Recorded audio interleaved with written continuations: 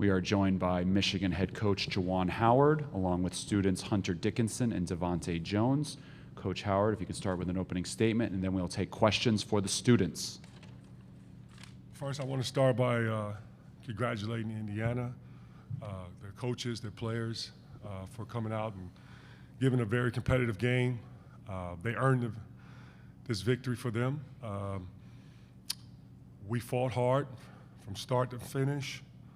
There was a lot of teaching moments during that time. Unfortunately for us, down the stretch, in the second half,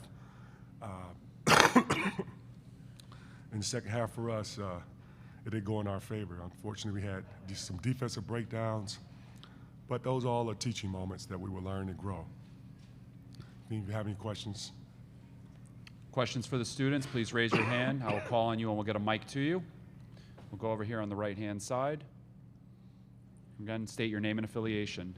Tom Bruce, Sports Illustrated, Indiana. Hunter, you got a lot of good looks and good, got the ball down low a lot in the first half, but it seemed a lot of that kind of went away in the second half. Were they doing anything differently that made you, less able to get to a good position there in the second half?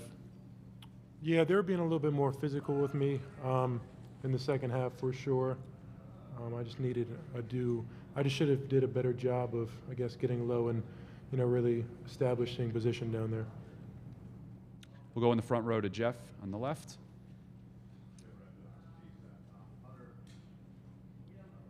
It's not working. Give him the other mic, please. Jeff Rabjohns, Pigs.com. Hunter, when a guy like Trace gets going in the second half, what are the things that make him capable of having a big half like he had today? I mean, he's a good player, really athletic, really skilled around the rim, and so, when he gets it close to the basket in those positions like he did, it's easy for a really good player like him to score like that. We'll go on the left-hand side. Hey, DeVante, Andrew Kahn, M Live. Things were going so well for you guys until the wheels kind of came off there with about 11 minutes left. As the point guard, what were you seeing, especially offensively, that caused some of those problems? Like Hunter said, they just came out being more physical than us. They brought more energy, more effort in the second half. On defense, we had like some mental breakdowns that just hurt us on offense as well. So just credit to Indiana.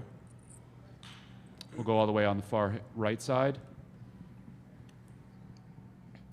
Jamal Collier, ESPN. For either of you, you had, the end of the season there had some games without your coach on the sidelines. So maybe what was the thing you noticed the most, kind of with him back on the sidelines, that was different in game today? Hunter, you start, and then we'll go to DeVante. We were just happy to have our leader back. Yeah, we felt the energy when he was back. You can see that in the first half. We came out with a lot of energy, just knowing that we had our coach back. So myself, I'm mad that we didn't get the W for him.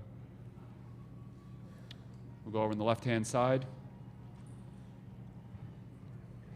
First row and then second row.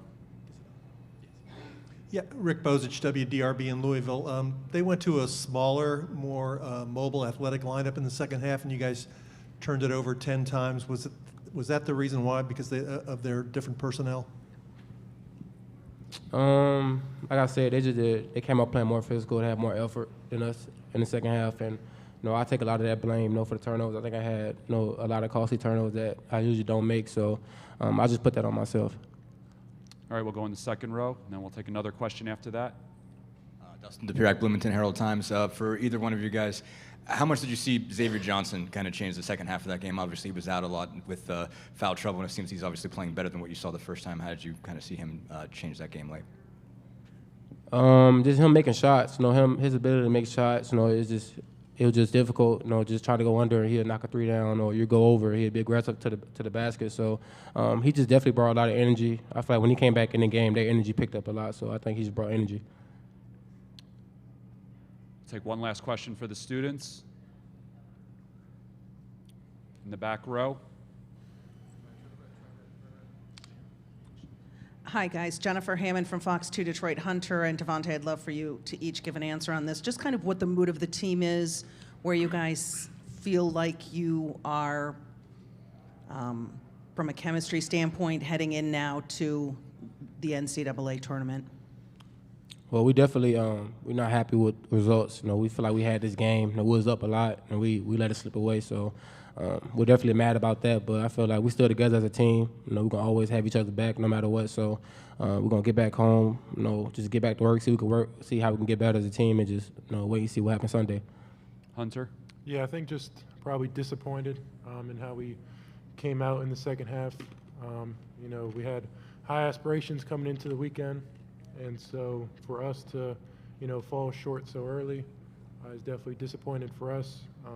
But this gives us an opportunity to come together for this next week or so until we have to play again.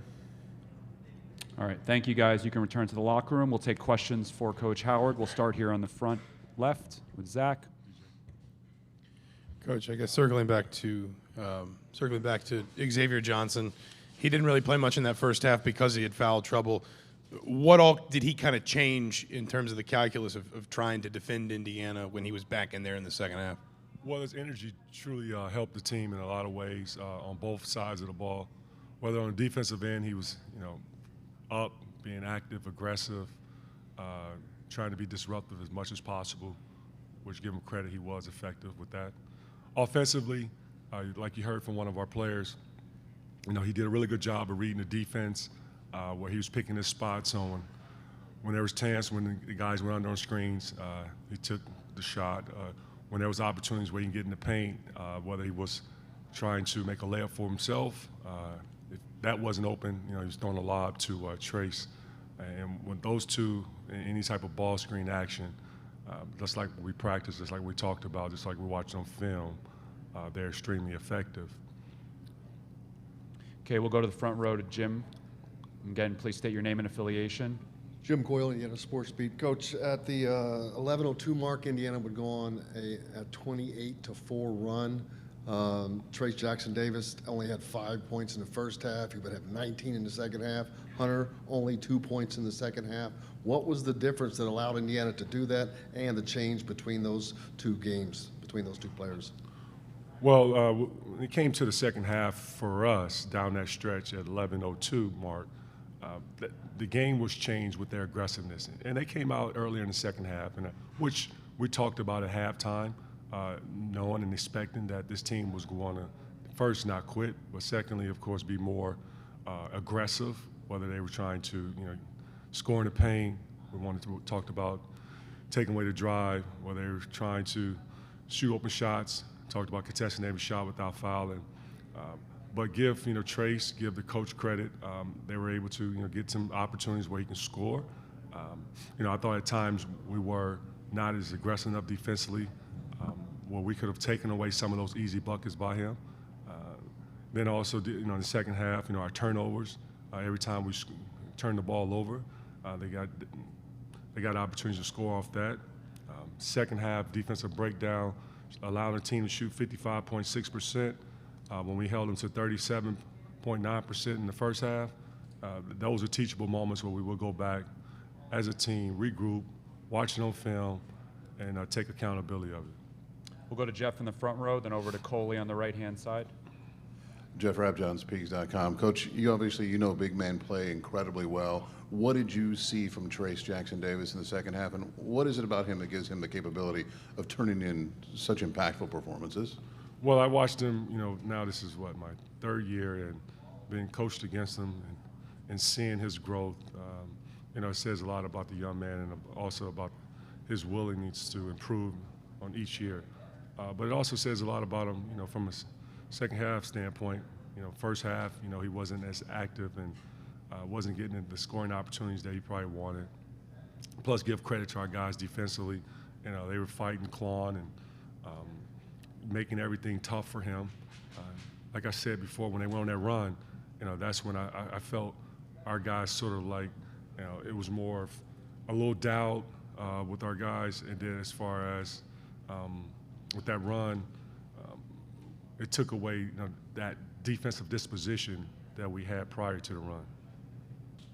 We'll go to Coley on the right-hand side. Coley Harvey, ESPN. Coach, you mentioned a lot of the teachable moments from that second half. What about for yourself? from a coaching standpoint, what do you think you can learn and grow from as well? Oh, yeah. You know, first one, it starts with teachable moments. And I wasn't direct earlier, but it starts with me. You know, I take full accountability. I'm never the one that's going to deflect or point the finger. So it starts with me here, going back and, you know, as we take, whether it's tonight, I'm sure it's going to be tonight. I'm going to watch film, and it's going to be a lot of sleeping moments where I have a lot of disturbance in my sleep because I'm going to be playing every play, after every play on how I could have done better and putting them in the position, what I could have done better to secure this victory for us. What did I do wrong? You know, it's always, I'm going to look myself in the mirror first. We'll go to the right-hand side. Just 2 more questions. Gina Trotman, WXYZ Detroit. This kind of goes off of that question as well, but you were so emotional yesterday in your press conference, being able to come back to your team, and then the first half today followed by the second. How are you feeling after kind of the up and down of everything that you've gone through? You know, I appreciate you asking that question, and I'm human. You know, I have feelings. I care. I would not stop caring. It's been an emotional ride. You know, did I get sleep last night? No. But I love teaching. I love coaching. I love being here. I miss being with my guys. And you know, yesterday I got an opportunity to sit in front of the media and see some familiar faces that I hadn't seen in 2 weeks. And I thought that was great, just to be back and enjoy and take all those questions and get that connection back. But now it's roll up our sleeves, stay dialed into the competition, and continue to grow as a player, as a coach, and also as a person. We'll take one last question. Juwan, kind of going off that, I mean, you always say, you know, next game, you're one game at a time kind of coach. You don't know when or where your next game will be. Do you, I guess, how do you feel about your chances of playing in the NCAA tournament?